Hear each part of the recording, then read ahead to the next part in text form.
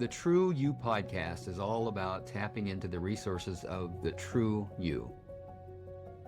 Problem with trying to be someone else who you think you need to be to get by and get more is that you have to try harder than you need to in life. And that's exhausting because you've lost access to resources like creativity, clarity, compassion, and confidence. We recognize it seems odd to discover that you aren't being the true you, but there's an empowering homecoming that you can feel when you rest back into your authentic self, the true you.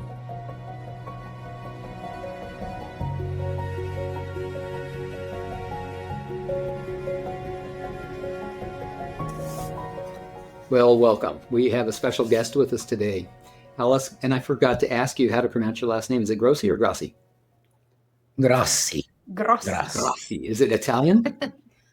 Ma certo. It is, yes. So Alice Grossi, It's Italian. welcome to the True You podcast. And this is my co-host, Dr. Martin Kettlehut. I'm Bill Tierney.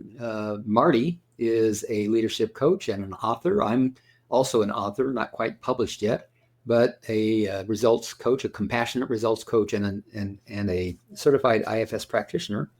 And I'm going to welcome Alice to the podcast as well. Welcome, Alice. Thank you. I'm going to read the bio that you provided, and then we'll cut loose from all the structure, and we'll just have a conversation. Alice is an internal family systems IFS-informed practitioner. In her workshops, she navigates realms of authentic relating, IFS and parts work, creating spaces for genuine connections that drop below the surface, guiding individuals to deeper self-awareness and self-love. She's worked as a crew and captain on sailing yachts, crossed the Pacific Ocean, guided hundreds of humans in outdoor education and experiential programs, and has done cultural immersions with Native American families and indigenous communities. She brings this and more of her background into her work, providing compassion and safety for others to delicately navigate their internal landscapes, both in group format and private sessions. A catalyst for healing connections, Alice invites individuals to embrace authenticity, resilience, and life as a never-ending opportunity for self-discovery. How was that to hear your own bio there, Alice? It's like, wow, yeah, I remember those moments of traveling, and that's actually what I'm truly passionate about, what I'm hearing you say, like my bio and the IFS, the providing spaces for people to come together. So it's heartwarming and confirming as well. Nice. I'll just mention that I've not known you very long, and honestly, I don't know you that well, although I kind of feel like I do. You reached out to me initially because what we have in common is the internal family systems model. And we ended up having a conversation when I found out that you lived in Bali. Ooh, one of the things on my vision is to have warm water retreats. And so we began to talk about maybe doing a retreat together over there. And then I saw that it's on the other side of the world and it would take me 24 hours to get there. I had some second thoughts. So without any further ado, let's get into this conversation. Alice, what you want to talk about? And I know Marty's got some questions for you. Okay. Well, this podcast is called True You. So let's talk about our true selves. What does it mean to be authentic as well? What does it mean to show up as we are without resistance, or by being with those resistance, like through IFS, we can definitely do that, like being with the parts of ourselves that are showing up in each interaction and in each moment, by being, while being with someone else, also being with myself. So yeah, I'm curious about that true version of me, true version of you, true version of you, Martin, and where that is going to lead us today. Yeah. Well, you have such an interesting biography of places you've been, people you've worked with or played with. And I just wonder if you wanted to talk a little bit about how that contributes to or makes more difficult the coming to know of the true you. Like, you know, are you a different person in all of these different encounters, or do they teach you who you are? How does that work? Oh, that's so rich. There's so much to share in this question. Um, let's start from I felt for a long time the need to um, specialize, to be simple, to narrow down, because that's what society was telling me it was supposed to be like. And what you're naming in this moment is like, are you a different person in these different situations? And it's like, yes and no.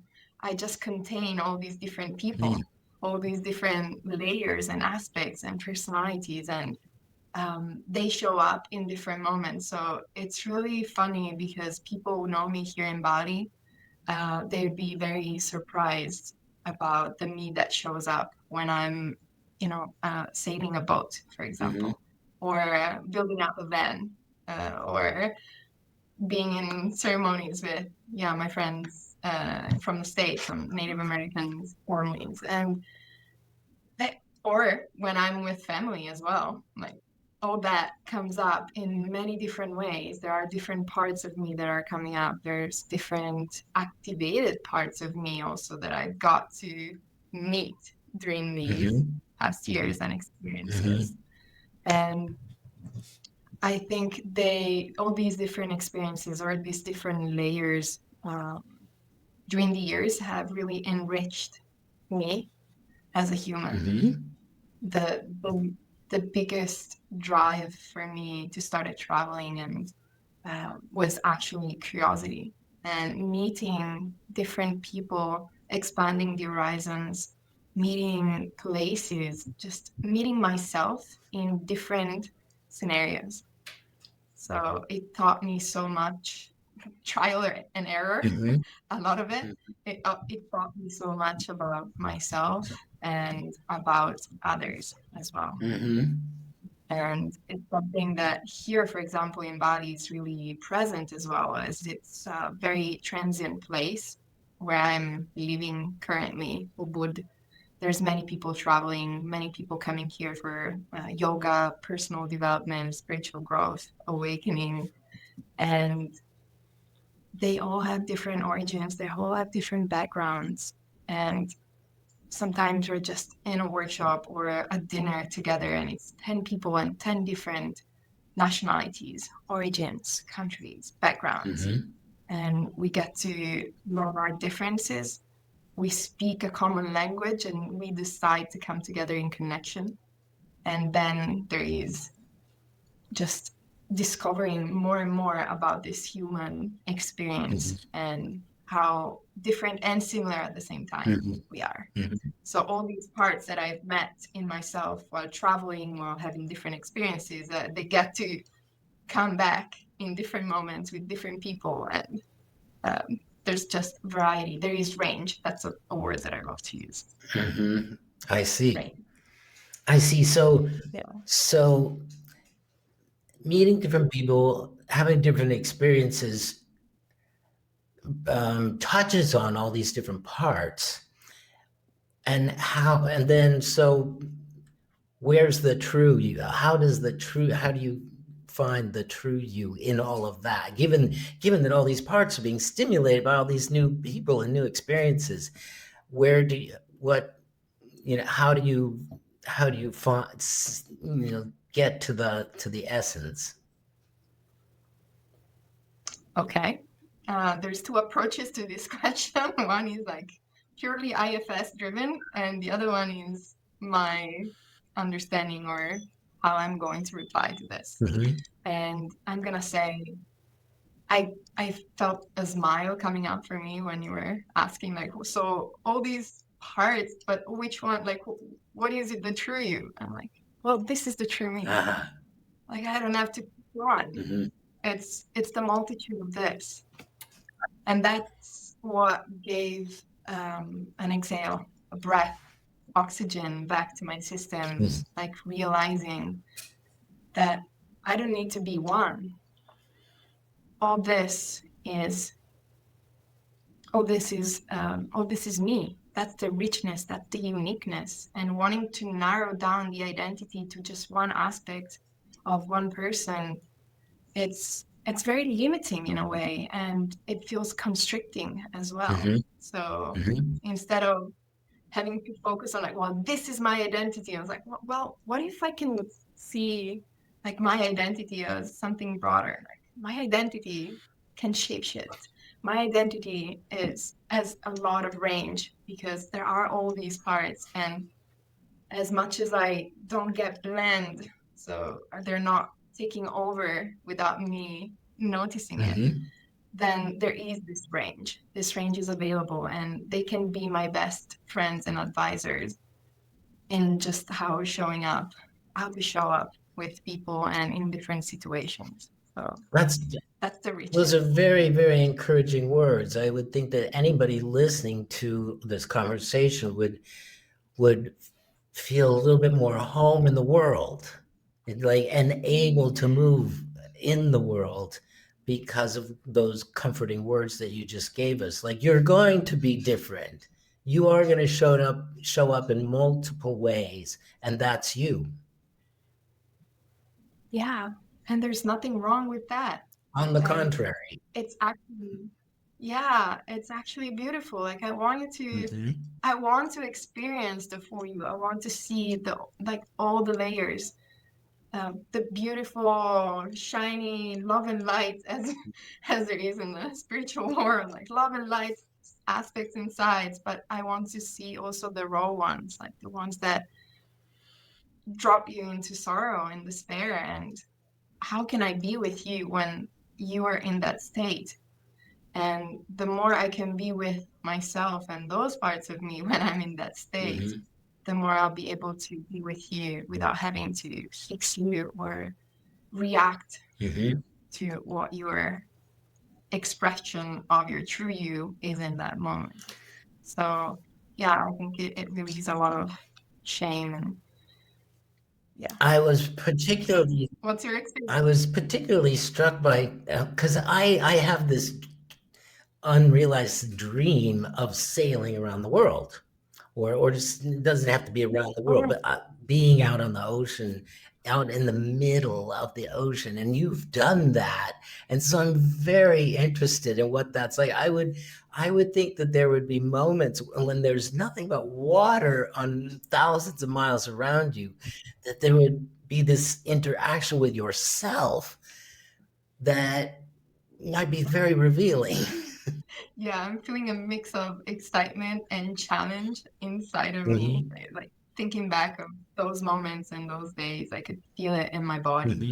mhm, So it was 2015, and yes, there are days in which there's no water, like there's only water around and nothing else.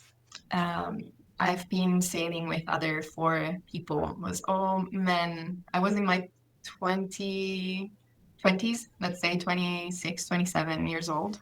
And it was a crew of me and four men over 50 years old. And it's been 25 days at sea. mhm, So we left from Galapagos and arrived in Polynesia, Ivaoa, and Marquesas Islands. And it's been a long journey. And yes, there's a lot of meeting, there's been a lot of meeting myself in there. mhm, A way to that I like to describe it is the ocean is really a mirror. mhm, And sailing the life on sailing boats, something that I like to organize. I organized it in the past, and I'm looking forward to organize it more. Is combining what I do in workshops with sailing boats and sailing trips, mhm, because it, to me, having spent so much time on sailing yachts, there are so many parallels that can be drawn between life on a boat and how you act and behave on a sailing boat, and relationships or life, the approach towards life. Yeah. So all that was the journey and sailing across the Pacific Ocean, being there in the middle and not having control on, for example, like it's a lot about surrendering, not having control on how the boat moves. Like you can try to control, you can play with that. At a certain point, there's no more control. So then it's just, okay, I'm gonna go with that flow, with that rhythm. Mm-hmm. And if I resist it, I actually feel worse. For example, Mm-hmm. like I get seasick. Uh-huh. And being without internet as well. Like there's no internet for 20. And now there's Starlink, so maybe yes, there is internet. But at the time there was no actual internet. So it's 25 days of, oh, that song, can you remember it? No. And keep having their one night finding it and just sharing it with others, and meeting everybody in at their own edge as well, on their own edge, Mm-hmm. because it's physically demanding. There is lack of sleep. There's no escape. Like I'm on a boat. That's what is carrying me, and that's what is giving me safety. Mm-hmm. I I cannot go somewhere else.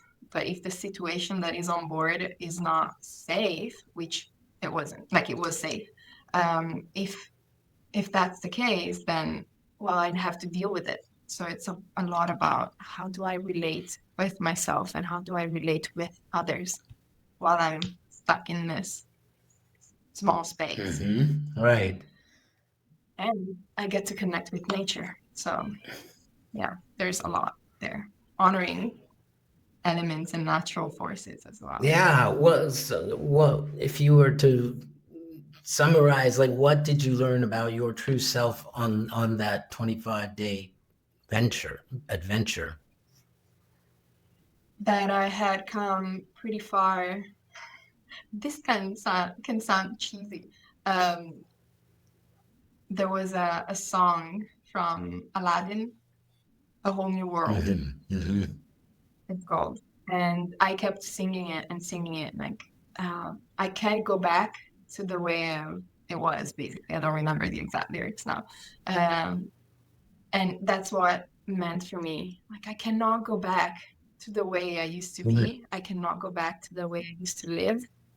Like this is really impactful for me. Mm-hmm. Like living on this boat, and I learned that. I learned some of my triggers as well. I learned that I can abandon myself and that I can shame myself for that. So that those were things that I learned in that moment. Uh-huh. And I can overcome it as well. And that takes time, but it still works. And that I'm resilient. So there's so much that comes. Like if I can make something challenging also being fun Uh-huh. and playful. Uh-huh. Marty, do you mind if I jump in here? No, please. Go right ahead. I've been enjoying your questions and Alice's answers. You said it sounded cheesy, but I love it. I can't go back. I can't. That 25-day sailing trip with 4 men over 50 years old, and you're in your 20s. You felt safe there. Thank goodness you were safe there. But going into that, you didn't know, didn't you? Did you? You didn't fully know how safe you were, or did you? No. And of course, there are moments in which I could feel, maybe I'm not super safe and I should voice my boundaries and my needs. And at the same time, I'm not, because I'm still learning. I was in my 20s, so still a lot of trial and error and experimenting. And I don't think it ever ends, but yes, I wasn't sure about that. And one of the crewmates was actually my mom's partner, who's the one who introduced me to sailing. And I want to honor that as well, because it's thanks to him that I started exploring that life. How do I voice my concerns? I heard you say. I just got to tell you that 15 minutes before I signed on and joined you in this recording, I finished a men's group that I'm in. And I would say the average age in that men's group is 50, 55, somewhere in there. That's average. And interestingly, the thing that we were talking about today was when we are in agreement with another human being, whether it's verbal, written, spoken, or unspoken, and just assumed, and we are in that agreement, and then we are in a breach of the agreement, or someone else breaches it, what happens? Using through the lens of the IFS model, we began to explore that. It was a fascinating conversation. So just to hear you just now say, I don't know that we ever stop learning how to, for example, voice our concerns. Yeah, in this group, it was evident that many of the men in the group were too uncomfortable voicing their concerns when it would have, and the result of that was for every single one of them, it started out with this one small thing. She said that she was going to do this, and she didn't. But I let it go. I didn't say anything.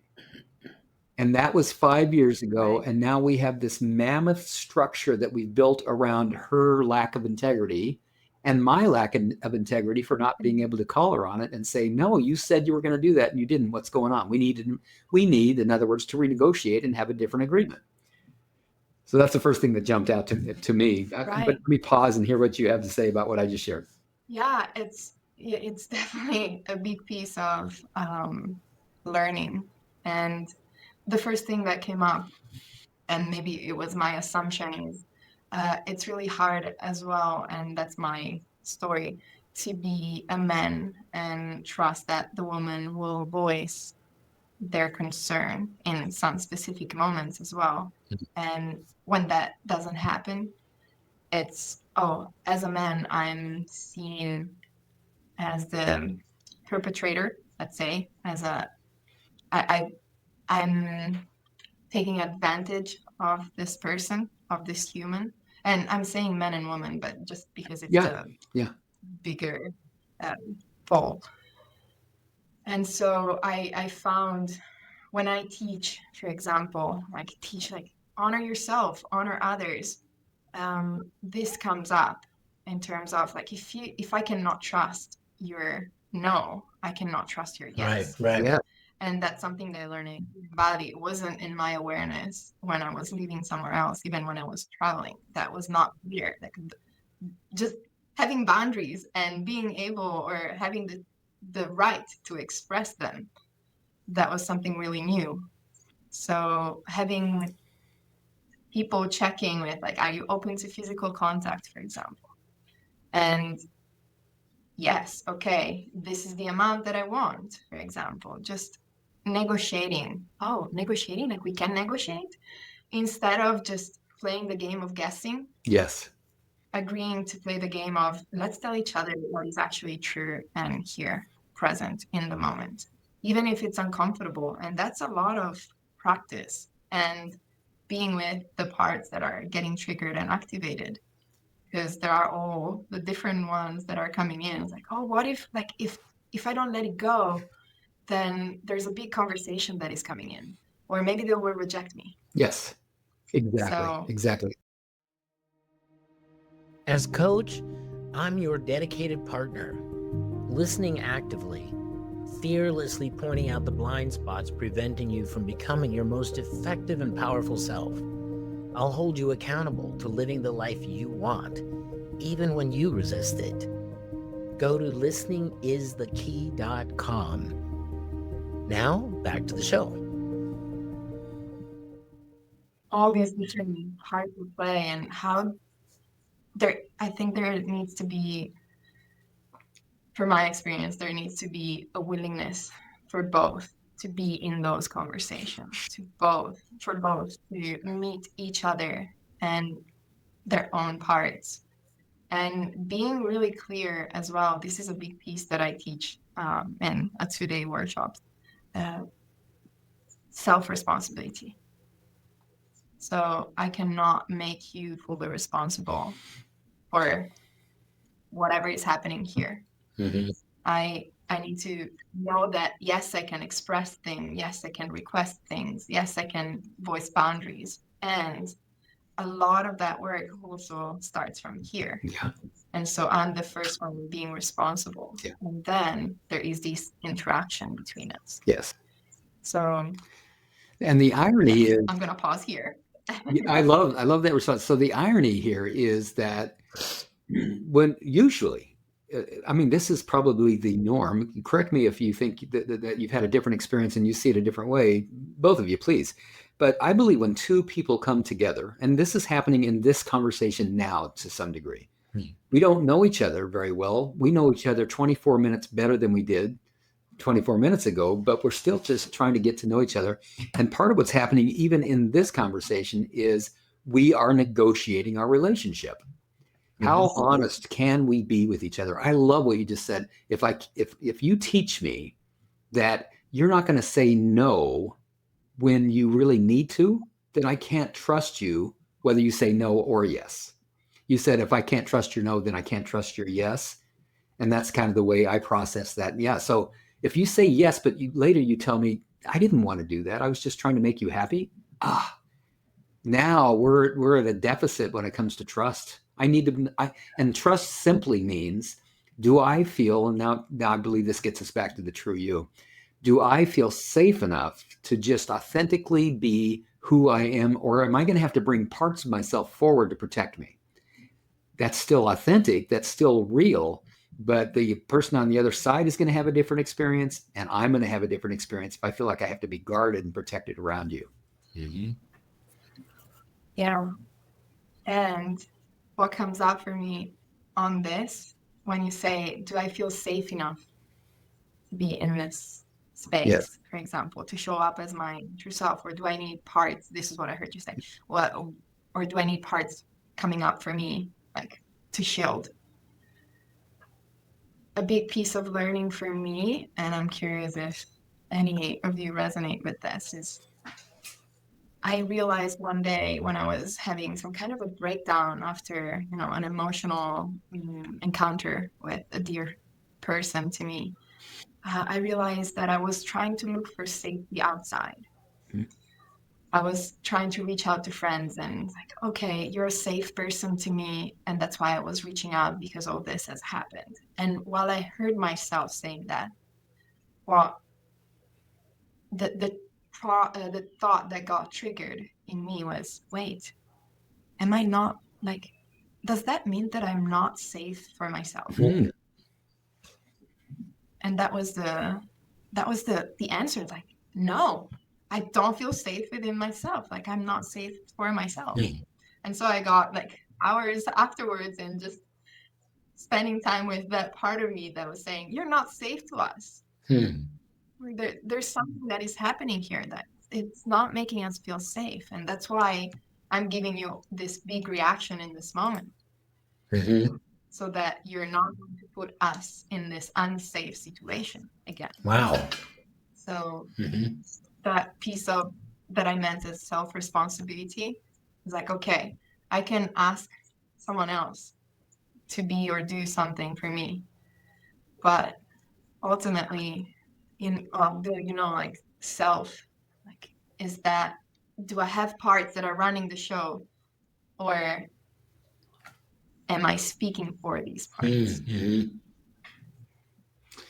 And sometimes we do need someone else to help us come back into what therapy would call regulation. I've got a quote that I just found today. I'd never heard it before. And when I read it, I grabbed it and I repeated it in my women's group this morning. And I want to repeat it now because it fits perfectly with what you're saying right now.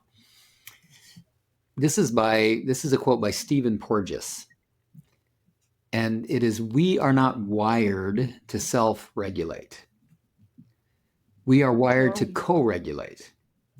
Our nervous system craves signals of safety from others to feel safe in our bodies.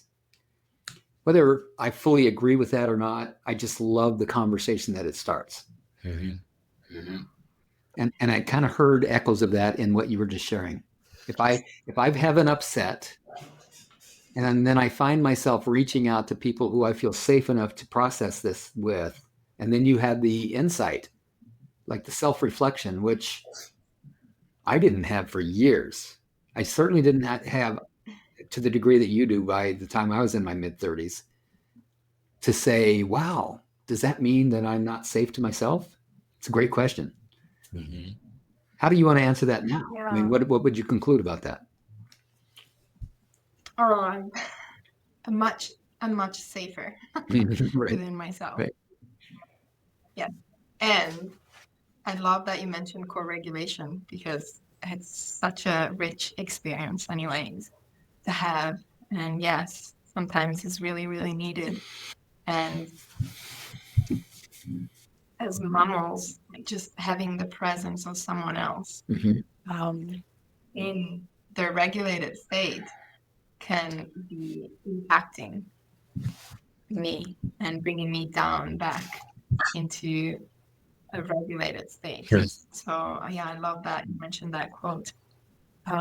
It's also like it's something that can I think like it's something that can be achieved both with words as well as with touch. And touch is a big Yes. one in society. As, I mean, where I come from and other Western for sure society, but also Eastern for what I know. It's not something that is so popular, Right, right. except for with family members and so on. And I'm in a community here where we do contact dance. There is sometimes cuddle puddles, just hugs. People say hi and bye with hugs, and they're long hugs. So there is the desire to connect on a body level, on a physical level, and there is that relaxation, that co-regulation. Mm-hmm. And something that I learned from my teacher and I use several times during workshops is the breathing. So I invite participants to take a breath and let it out with a sigh that is in a way loud, so that we all can benefit from that. Mm-hmm. And it brings it back to the body, brings it back inside instead of outside. And I'm in a conversation. It's like, oh, I'm all here. And then, oh, let's take a breath. Okay. Well, I'm getting back to myself right now. Yeah. And then I can start again to interact with you. So yeah, it's a distant form of co-regulation, but you know, these senses, the auditory, the kinesthetic, all of them, they can be a way to co-regulate. What's your experience with that, or Martin, for example? Go ahead, Yeah, Marty. it's also, I mean, we are also part of not just, the human world, but we're also co-regulating all the time with nature. And I would say also with history and with spirit. And so there are lots of places to, like, if there's nobody around to co-regulate with, or you don't feel safe with the people you're with, there are other places that I derive regulation, in cooperation with nature or God, or even like, for example, recently I was feeling unrequited love for my writing. Right, I've been writing a lot, and I haven't found a lot of people that are very receptive to it recently, and I was sort of sad about that, and feeling alone. And then the thought hit me that there are all the artists that came before me and did their work anyway, even though they weren't getting, praise and community at the time that they created those things. It was for me. And so I felt communion with these artists from the past who wrote things that their contemporaries didn't like, but I liked them. And so that was very regulated for me. I was like, ah, I'm home with those, I'm at home with those people, you know? So there's, you know, I'm just extending this concept of co-regulating as far as we possibly can. Robert. But I wanted to ask Wow. you, Oh. sorry, go ahead. I wanted to say, I love that you mentioned nature. I can say that water is one of my happy places. Me too. And that brings in the silence, the contact, touch, and just being supported and sustained, for example. It's So being amazing. immersed in water. I so agree. That's one. I'm a water person, even though I'm not a water sign. I'm an earth sign, but I adore the water. Being in the water is so helpful. I agree. Yeah. Mhm. And I love that you mentioned how just going back and look at the ones that came before you give you a sense of, oh, okay, I'm in a way, the way I translate it or interpret it is like, I'm not alone. I am not the only one who had that experience. And I've had many people before me having that experience. And now I've enjoyed their work. So someone else will also enjoy mine. And that gives me a kind of relief. So, yeah. Yeah, exactly right. I want to go back to something that you and Bill were discussing, because to a lot of my clients, when their parts get triggered and they start protecting themselves or fighting or whatever they do in reaction, they think they're doing the right thing, so to speak, because the fear came up. And so they just take the fear as the clue to, you know, where you guys talk about it so easily, like, oh, well, a part came up and we had to have a talk about it. Like, for some people, that's very hard. How do we move beyond just obeying the fear to welcoming it and talking through it? That's a great question. Should I go or should I can go? I'm happy to go. Okay. Yeah. Yeah, please take it, Alice. I'm guessing that Marty gets tired of hearing my place. No, never, Bill. Okay. So what I'm hearing is, okay, there's a triggered part, activated part that comes in for a very fair reason. There's fear that kicks in and this part gets activated and triggered. And your clients think, oh, well, that's the right thing to do. Like, there is a good reason, and definitely there is a good reason.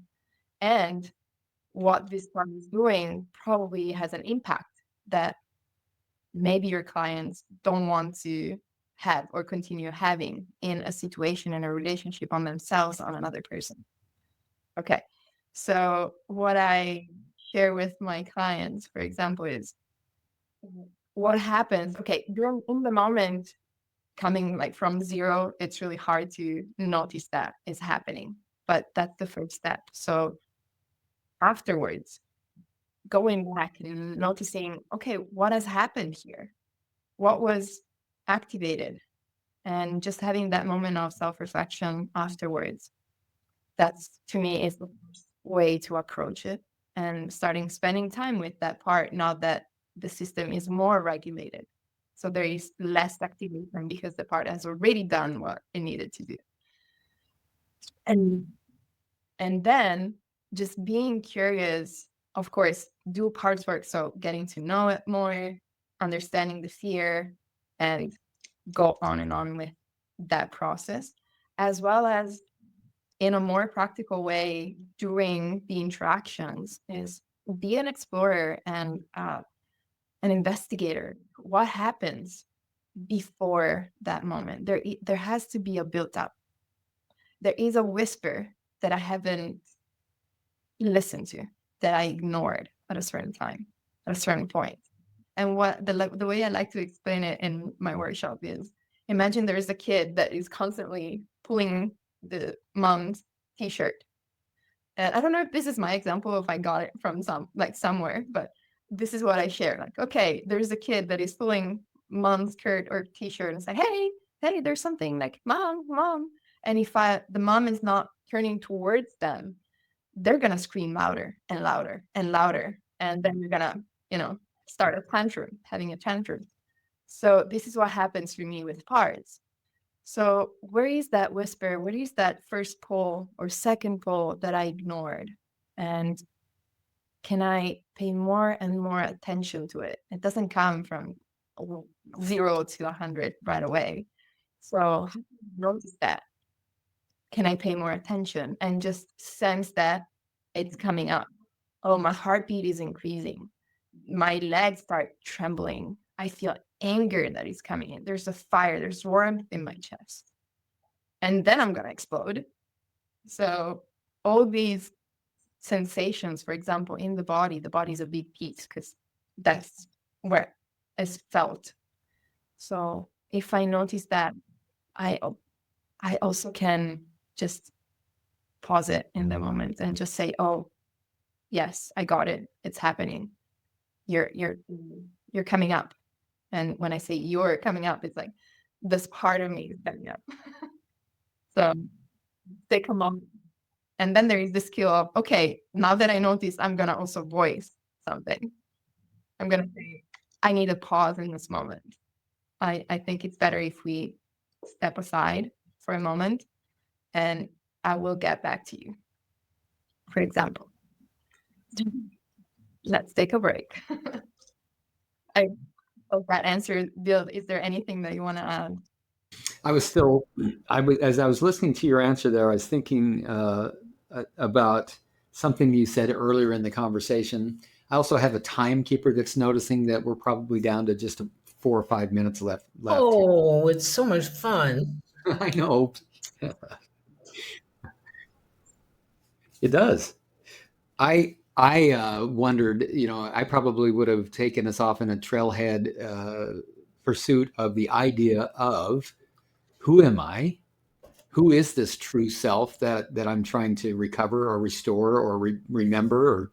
And that's when you were talking about, and Marty asked you the question, essentially, who are you? Who is this true self? And I loved your answer because I won't be able to quote you exactly, but what I heard was, I am my parts. And I guess the reason I love that so much is because you didn't say, I am my unburdened, self-led parts. You didn't say, I am the self that leads parts. It's a very different answer than we've gotten from anybody who's been a guest on this show so far. That's right. That's right. You said, I am, these are my words for what I heard you say. Would you just listen and tell me, is this what you meant by what you said? I am those parts, whether they're burdened or unburdened in the moment that they show up. I'm definitely all the burden, unburden, the self as well, because it's there as well. So I'm a combination of like a good milkshake of all of them. Multi-bowl of parts and self. So yeah, I definitely. Yeah, who is this? Something you are multitudes. You are multitudes. That was the answer I heard. Yeah. Yeah.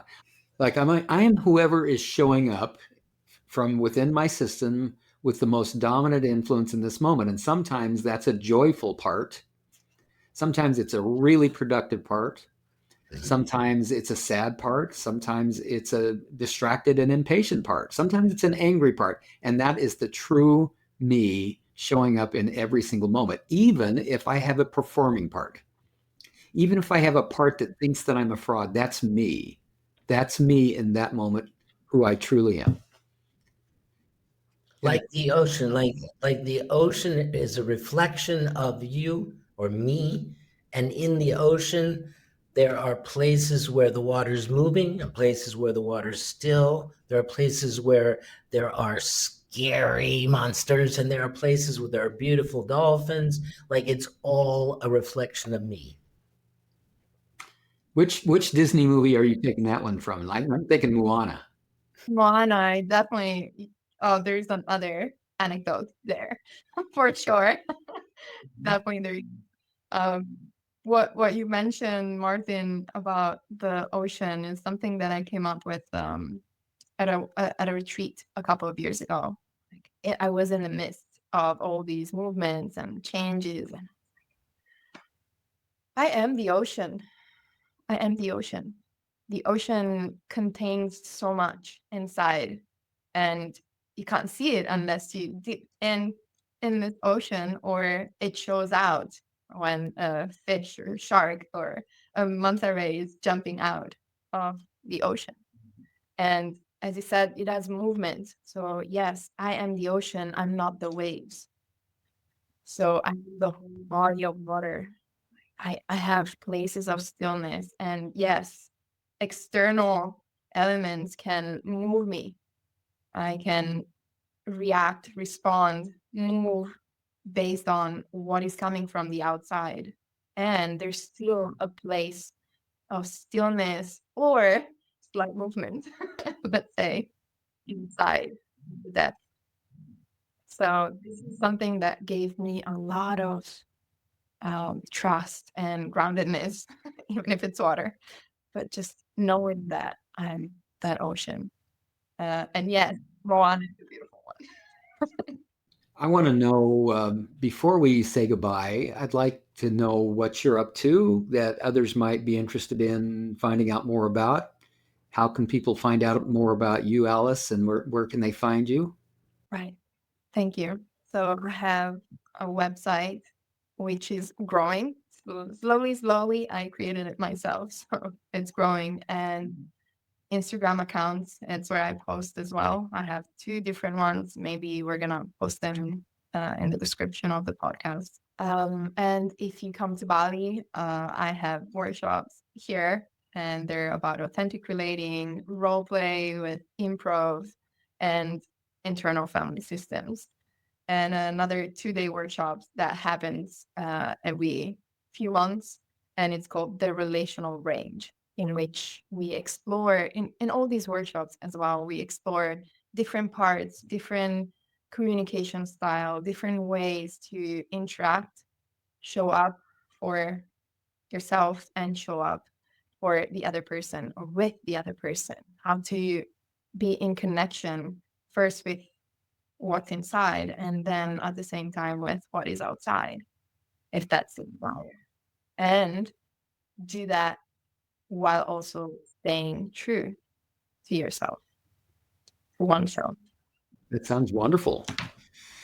Okay. You plan to live in Bali indefinitely, or are you just there for a while and then you're moving on? Well, I've been here for 3 years, more than 3 years, but I will not put that a time frame to that, because I'm containing a lot of multitudes. So I don't know. And I kind of like that not knowing. For now, I'm here, and I'm gonna stay here for another. As much as I desire and want, there is pleasure for me in being here, definitely. So Lovely, great. Thank you so much for gracing us with your presence. Thank you, Alice.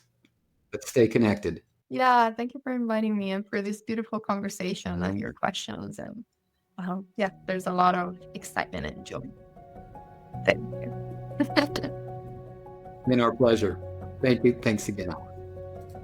We appreciate who you are, that you would be listening to this podcast, and want to acknowledge all those parts of you that yearn for the experience of the true you. If you like this episode, click like, share it with others, and be sure to subscribe. Listen again next week for the newest episode. Check show notes for a transcript and a link to resources, including a link to let us know if you'd like to be a guest on our podcast. Thank you for listening and going on this journey with us back to the true you.